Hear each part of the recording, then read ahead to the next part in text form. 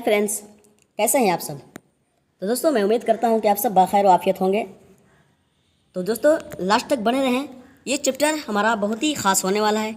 Chapter 8 है दोस्तों और बहुत ही ख़ास अहम होने वाला है। 11th क्लास से दोस्तों चैप्टर 8 में किस तरह के सवालात पूछे जाते हैं और कैसे कैसे सवालात बनाए जाते हैं और कैसे कैसे सवालात पिछले ईयर में आ चुके हैं, उन सब पर हम गौर व फिक्र करेंगे और इस सवाल को हम इस चैप्टर को बआसानी हल करने की कोशिश करेंगे। तो दोस्तों लास्ट तक बने रहें, रिक्वेस्ट है, क्योंकि अगर लास्ट तक नहीं बने रहेंगे तो आप इस वीडियो से मुस्तफ़ीज़ ना हो पाएंगे और आपको मज़ीद मालूमात नहीं हो पाएगी और आपकी तैयारी कमज़ोर रह पाएगी। तो चलिए दोस्तों लास्ट तक बने रहें। और जो नाज़रीन, जो हज़रात, मेरे प्यारे दोस्त इस चैनल पर नए हैं, उनसे गुजारिश है कि सब्सक्राइब ज़रूर कर लें, बेल आइकन प्रेस कर दें ताकि नोटिफिकेशन पहुँचता रहे चैप्टर वाइज चैप्टर। तो चलिए साथियों चलते हैं अपने सवालों की तरफ। सवाल नंबर 1, इसमें पूछा जा रहा है कि सैयद मोहम्मद मोहसिन के दादी हाल और नानी हाल किस तालीम से बहरे मंद था, कलम बंद करें।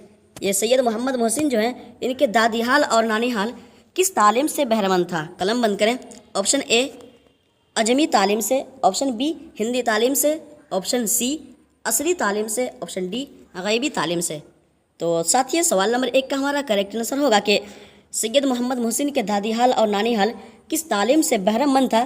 तो साथियों असरी तालीम से बहरमंद था। ठीक है, ये असरी तालीम से बहरमंद था, मतलब वो असरी तालीम से वो तालीम याफ्ता थे, वो इसके माहिर थे, इसके बारे में पढ़े हुए थे और इसके तालीम रखते थे। तो हमारा ऑप्शन सी करेक्ट आंसर हो जाएगा साथियों सवाल नंबर 1 का।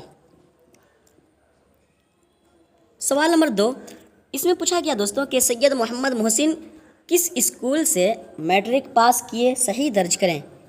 मैट्रिक पास किए यानी कि 10th क्लास पास किए, है ना, 10th का बोर्ड दिए, 10th बोर्ड का एग्ज़ाम दिए और पास किए। ऑप्शन ए कन्हैया उच्च विद्यालय, option B Ram Mohan Rai school, option C Urdu board से, ऑप्शन डी मिडिल स्कूल से।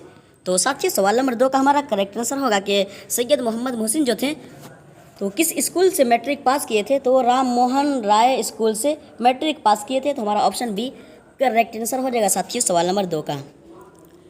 सवाल नंबर 3 में पूछा गया दोस्तों कि सैयद मोहम्मद मोहसिन किस सब्जेक्ट में ऑनर्स किया, सही इंतखाब करें। ये सैयद मोहम्मद मोहसिन जो है वो किस सब्जेक्ट में ऑनर्स किए हैं, सही इंतखाब करें। ऑप्शन ए फ़लसफ़े में, ऑप्शन बी उर्दू में, ऑप्शन सी हिंदी में, ऑप्शन डी हिसाब में। तो साथियों सैयद मोहम्मद मोहसिन जो हैं वो किस सब्जेक्ट से ऑनर किए थे। तो दोस्तों ये फ़लसफ़े में ऑनर्स किए हैं। तो हमारा ऑप्शन ए करेक्ट आंसर हो जाएगा साथियों सवाल नंबर 3 का। सवाल नंबर 4, इसमें पूछा गया कि दर्ज झेल में मोहतरमा महफूजा सैयद मोहम्मद मोहसिन की क्या लगती थी, इंतखाब करें। ये मोहतरमा महफूजा जो हैं ये सैयद मोहम्मद मोहसिन की क्या लगती थी। ऑप्शन ए खाला लगती थी, ऑप्शन बी नानी लगती थी, ऑप्शन सी ज़ौजा लगती थी, ऑप्शन डी कुछ भी नहीं लगती थी। तो साथियों सवाल नंबर 4 का हमारा दुरुस्त जवाब होगा और नाज़रीन को ज़रूर पता होगा कि जो हज़रात, जो नाज़रीन, जो फ्रेंड्स अपने शामिल निसाब में जो किताब है कहकशा अव्वल उसका आप मुताला किए होंगे तो ज़रूर आपको इस सवाल का जवाब आता होगा कि मोहतरमा महफूजा जो हैं वो सैयद मोहम्मद मोहसिन की क्या लगती थी। तो दोस्तों मैं आपको बताता चलूँ कि सैयद मोहम्मद मोहसिन की ये ज़ौजा लगती थी दोस्तों। ठीक है, अहलिया थी, इनकी शादी सैयद मोहम्मद मोहसिन की शादी मोहतरमा महफूजा से हुई थी। तो हमारा ऑप्शन सी करेक्ट आंसर हो जाएगा साथियों सवाल नंबर 4 का।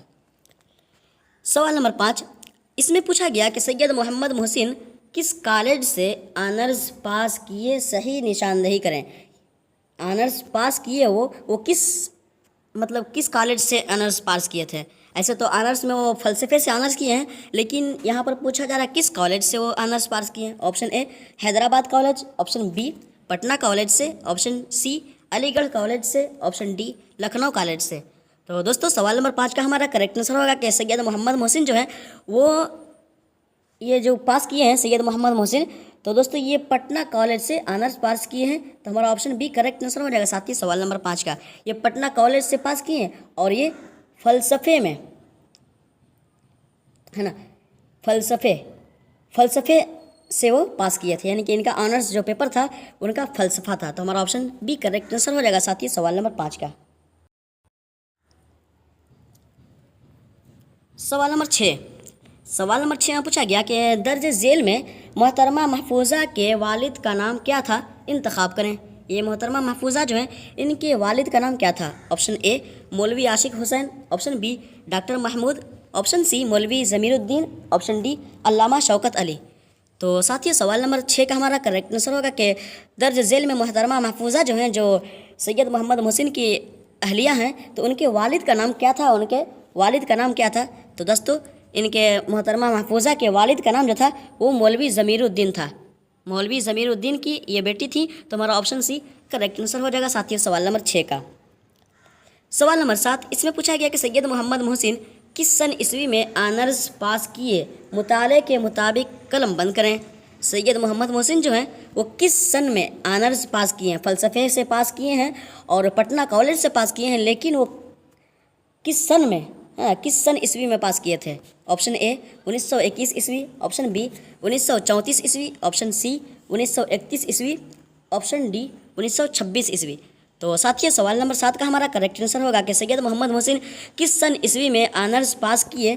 तो साथियों ये 1931 ईस्वी में आनर्स पास किए थे, वो भी फ़लसफ़े से। इनका ऑनर्स पेपर फ़लसफ़ा था, याद रखेंगे, और पटना कॉलेज से ये पास किए थे। तो हमारा ऑप्शन सी करेक्ट आंसर हो जाएगा साथियों सवाल नंबर 7 का।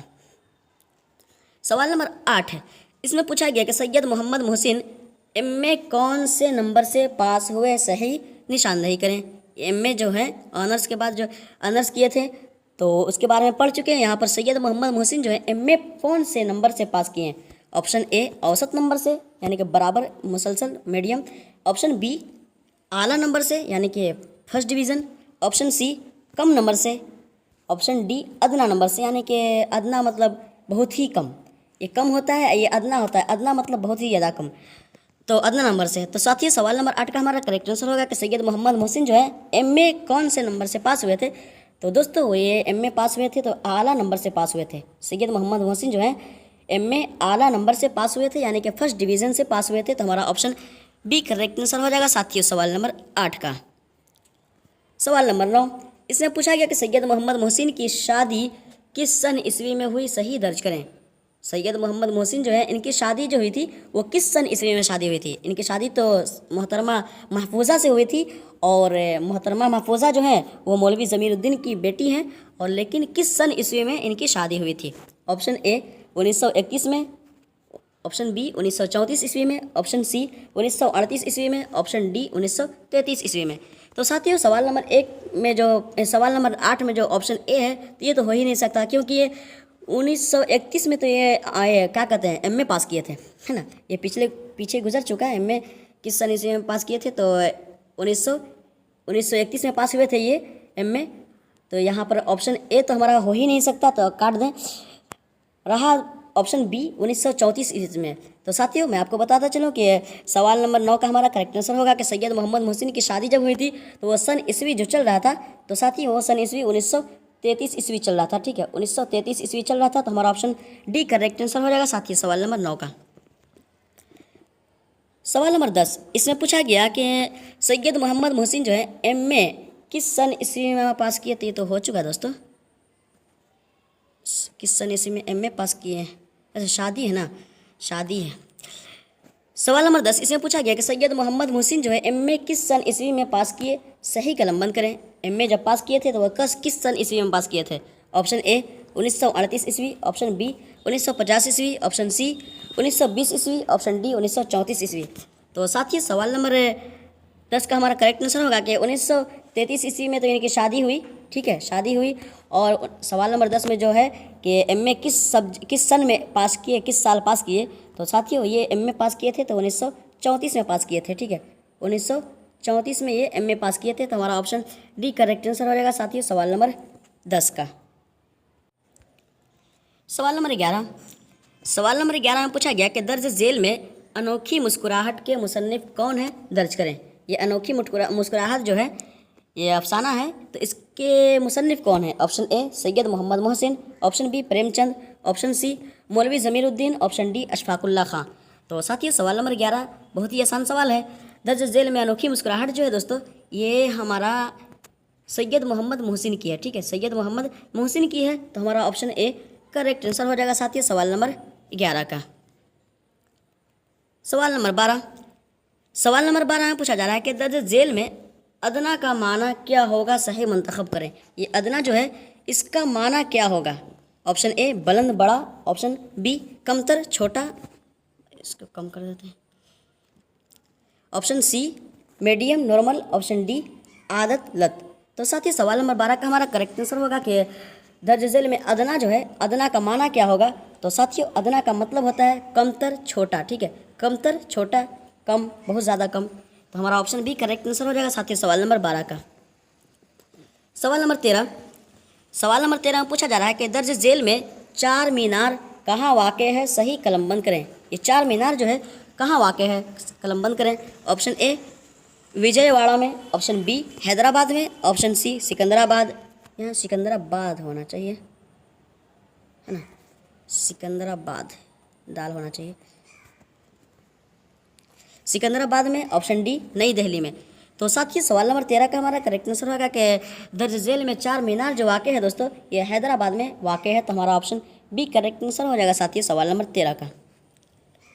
सवाल नंबर 14 इसमें पूछा गया कि जेल में सैयद मोहम्मद मोहसिन क्या थे, सही जवाब की निशानदेही करें।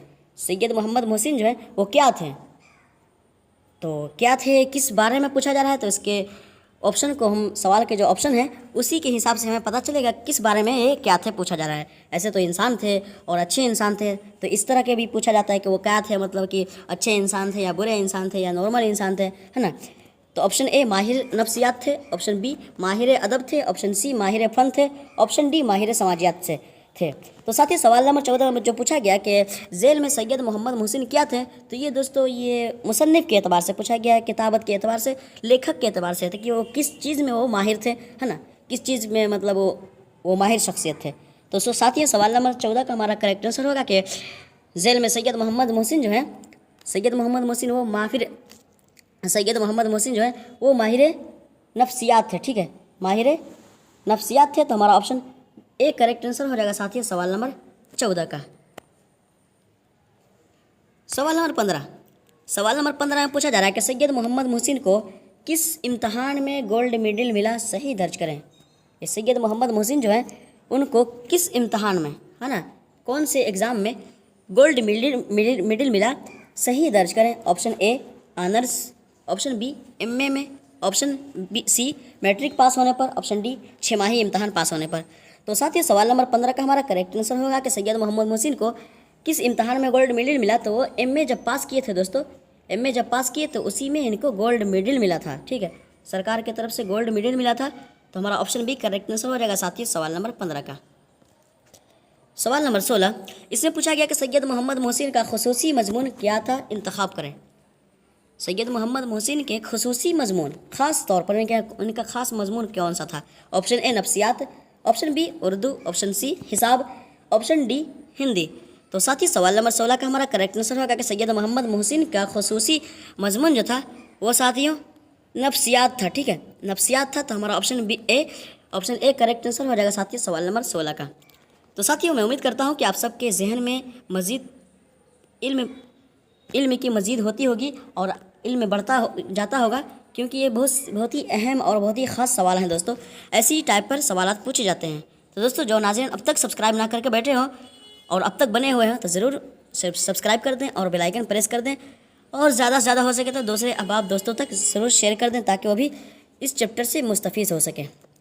सवाल नंबर 17 इसमें पूछा गया टोपी लाल है, इस जुमले में टोपी क्या है, सही जवाब की निशानदेही करें। ये टोपी जो है, टोपी के बारे में कि टोपी लाल है, इसमें टोपी क्या है। ऑप्शन ए सिफत है, ऑप्शन बी ज़मीर है, ऑप्शन सी मारफा है, ऑप्शन डी इसमें है। तो साथ ही सवाल नंबर 17 ग्रामर से पूछा गया कि टोपी लाल है, इसमें टोपी क्या है। तो साथ ही टोपी जो है ये टोपी किसी चीज़ का नाम है दोस्तों, ठीक है, तो नाम है। तो हमारा ऑप्शन डी करेक्ट आंसर हो जाएगा साथ ही सवाल नंबर 17 का, क्योंकि ये टोपी जो है नाम है किसी चीज़ का, टोपी पहनने वाली टोपी तो नाम है, तो इसको हम इसमें कहते हैं, जिसका नाम हो उसको इसमें कहते हैं। लाल तो सिफत है, लाल सिफत है, तो हमारा ऑप्शन सिफत जब पूछता है तो हमारा ऑप्शन ए होता है, लेकिन टोपी के बारे में पूछा जा रहा है तो हमारा ऑप्शन डी करेक्ट आंसर हो जाएगा साथ ही सवाल नंबर 17 का। सवाल नंबर 18 इसमें पूछा गया कि सैयद मोहम्मद मोहसिन कहाँ तदरीस के ज़िम्मे संभाली, सही दर्ज करें। ये सैयद मोहम्मद मोहसिन जो हैं वो तदरीस की ज़िम्मे यानी कि तदरीस की हैसियत पर दरस व तदरीस पढ़ाने की हैसियत पर कहाँ मतलब इसकी ज़िम्मेदारी संभाली थी? ऑप्शन ए मुजफ्फरपुर कॉलेज में, ऑप्शन बी पटना कॉलेज में, ऑप्शन सी हैदराबाद कॉलेज में, ऑप्शन डी लखनऊ कॉलेज में। तो साथ ही सवाल नंबर 18 का हमारा करेक्ट आंसर होगा कि सैयद मोहम्मद मोहसिन जो है वो किस कॉलेज में मतलब दरस व तदरीस संभाली? तो दोस्तों ये पटना कॉलेज में ये दरस व तदरीस संभालने लगे थे। तो हमारा ऑप्शन बी करेक्ट आंसर हो जाएगा साथियों सवाल नंबर 18 का। सवाल नंबर 19, इसमें पूछा जा रहा है कि दर्ज झेल में मुअन्नस लफ्ज़ की निशानदही सही निशानदही करें। ये मुअन्नस लफ्ज़ की सही निशानदही करें कि इनमें से चारों में से कौन सा लफ्ज़ मुअन्नस है? ऑप्शन ए दही, क्या दही मुअन्नस है? ऑप्शन बी क्या आदमी मुअन्नस है? ऑप्शन सी क्या लकड़ी मुअन्नस है? ऑप्शन डी क्या नसी मुअन्नस है? तो साथ ही सवाल नंबर 19 ही बहुत ही आसान सवाल है। अगर आप थोड़ा बहुत ग्रामर जानते होंगे और अच्छे से खासे उर्दू बोलना जानते होंगे दोस्तों, तो आप सबके लिए बहुत ही, जो लोग उर्दू बोलना जानते हैं अच्छे से, उनके लिए बहुत ही आसान सवाल है। तो साथियों सवाल नंबर 19 का हमारा करेक्ट आंसर होगा कि दर्ज झेल में मुअन्नस लफ्ज़ की निशानदही करें। तो साथियों ये मुअन्नस लफ्ज़ लकड़ी है, लकड़ी जो है ये मुअन्नस लफ्ज़ है, ठीक है। और दही जो है ये मुअन्नस नहीं मुज़क्कर है। आदमी तो दोस्तों ये मुज़क्कर ही है, एकदम बहरहाल मुज़क्कर है, सिर्फ या मिल जाने से मुअन्नस नहीं हो जाता है। और नसीब जो है नसीब भी मुज़क्कर है। तो हमारा ऑप्शन सी करेक्ट आंसर हो जाएगा साथियों सवाल नंबर 19 का। सवाल नंबर 20, इसमें पूछा गया है कि अब तो यहाँ सिर्फ डॉट डॉट डॉट मुर्दे आते हैं, खाली जगह पुर करें। अब तो यहाँ सिर्फ डॉट डॉट डॉट मुर्दे आते हैं, खाली जगह पुर करें। ऑप्शन ए अमीरों के ही मुर्दे आते हैं, ऑप्शन बी दुश्मनों के ही मुर्दे आते हैं, ऑप्शन सी बच्चों के ही मुर्दे आते हैं, ऑप्शन डी गरीबों के ही मुर्दे आते हैं। तो साथियों शामिल निसाब में जो कहानी है तो उसका अगर आप मुताला किए होंगे तो ज़रूर इस डॉट डॉट जो है उसको पुर कर सकते हैं कि अब तो यहाँ सिर्फ क्या आते हैं। तो दोस्तों मैं आपको बताता चलूँ कि सवाल नंबर 20 का हमारा करेक्ट आंसर होगा कि अब तो यहाँ सिर्फ गरीबों के ही मुर्दे आते हैं, ठीक है। अब तो इस यहाँ सिर्फ गरीबों के ही मुर्दे आते हैं। तो हमारा ऑप्शन डी करेक्ट आंसर हो जाएगा साथियों सवाल नंबर 20 का। सवाल नंबर 21, इसमें पूछा गया कि किसकी गुफ्तगू में हलावत थी, मुताले के मुताबिक सही दर्ज करें। या मुताले के मुताबिक कहता है दोस्तों कि मुताले के मुताबिक यानी कि पढ़ने के मुताबिक आप उसको रीडिंग किए हो, उसी रीडिंग के मुताबिक आप सही दर्ज करें। किसकी गुफ्तगू में हलावत थी? ऑप्शन ए हनीफ की गुफ्तगू में, ऑप्शन बी जुमनी की गुफ्तगू में, ऑप्शन सी बूढ़े की गुफ्तगू में, ऑप्शन डी मोहसिन की गुफ्तगू में। तो साथियों सवाल नंबर 21 का हमारा करेक्ट आंसर होगा कि किसकी गुफ्तगू में हलावत थी। तो साथियों ये हनीफ जो थे, हनीफ की गुफ्तगू में हलावत थी। तो हमारा ऑप्शन ए करेक्ट आंसर हो जाएगा साथियों सवाल नंबर 21 का। सवाल नंबर 22, इसमें पूछा गया कि झेल में ज़िफ़ का सही माना क्या होगा? कलम बंद करें। ये ज़िफ़ जो है इसका सही माना क्या होगा? ऑप्शन ए बेबसी, ऑप्शन बी लापरवाही, ऑप्शन सी प्यारा, ऑप्शन डी कमज़ोरी। तो साथियों सवाल नंबर 22 का हमारा करेक्ट आंसर होगा कि ज़िफ़ जो है दोस्तों ये उर्दू लफ्ज़ है। तो ज़िफ़ जो है तो ये लोगत में ही मिलते हैं। और कहानी अगर पढ़ते हैं, कोई अफसाना पढ़ते हैं, कोई दास्तान या मुख्तसर अफसाना कोई भी हो तो पढ़ेंगे तो उसमें मिलता ही रहता है। और हम शामिल निसाब में जो किताब है उसमें भी उस कहानी में अगर आप मुताला किए होंगे तो उसमें ये लफ्ज़ आया है कि ज़िफ़, ठीक है। तो ज़िफ़ का माना क्या होता है? ज़िफ़ जो है उसका मतलब माना क्या होता है? तो दोस्तों सवाल नंबर 22 का हमारा करेक्ट आंसर होगा कि ज़िफ़ मतलब होता है कमज़ोरी, ठीक है, कमज़ोरी होता है, ठीक है। तो हमारा ऑप्शन डी करेक्ट आंसर हो जाएगा साथियों सवाल नंबर 22 का। सवाल नंबर 23, इसमें पूछा गया कि कहानी में बूढ़ा शख्स कहाँ रहता था, निशानदही करें। ये कहानी जो है तो कहानी जो जिस चैप्टर की कहानी चल रही है तो अनोखी मुस्कुराहट, तो उसमें बूढ़ा शख्स जो था वो कहाँ रहता था? ऑप्शन ए शहर में रहता था, ऑप्शन बी देहात में, ऑप्शन सी कब्रिस्तान में, ऑप्शन डी जंगल में। तो साथियों सवाल नंबर 23 का हमारा करेक्ट आंसर जो होगा कि बूढ़ा जो आदमी था वो कब्रिस्तान में रहता था दोस्तों, ठीक है। ये बूढ़ा शख्स जो था वो साथियों ये कब्रिस्तान में रहता था। और ये मुर्दे लोग आते थे, जैसे कि मैयत होती थी किसी की तो उनके कफन दफन के लिए कब्र खोदने के लिए इन्हें पैसे वगैरह मिलते थे, तो इन्हीं से इनका घर का गुजारा चलता था। तो हमारा ऑप्शन सी करेक्ट आंसर हो जाएगा साथियों सवाल नंबर 23 का। सवाल नंबर 24, इसमें पूछा गया कि सैयद मोहम्मद मोहसिन अपने बच्चों को कैसी तालीम से बहरामंद किया, मुंतखब करें।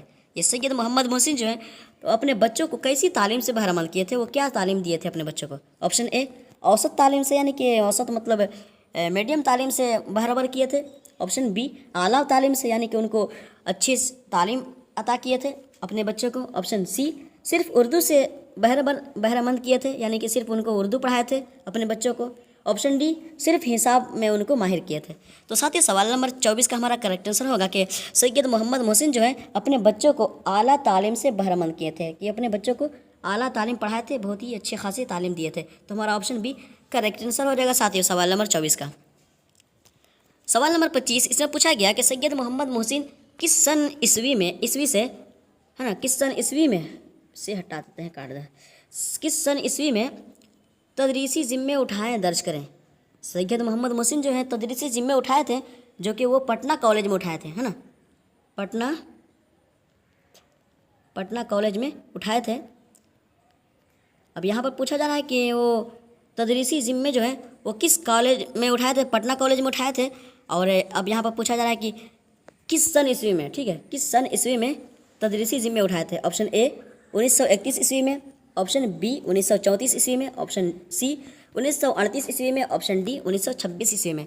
तो साथ ही सैयद मोहम्मद मोहसिन जो है वो सन 1938 ईस्वी में पटना कॉलेज में तदरीस के ज़िम्मे उठाए थे, यानी कि दरस व तदरीस पढ़ाने का ज़िम्मा उठा लिए थे, वो पढ़ाने लगे थे। तो हमारा ऑप्शन सी करेक्ट आंसर हो जाएगा साथियों सवाल नंबर 25 का। तो चलिए साथी, thank you so much all everyone इतने देर तक बने रहने के लिए और अपनी तैयारियों को मुकम्मल करने के लिए।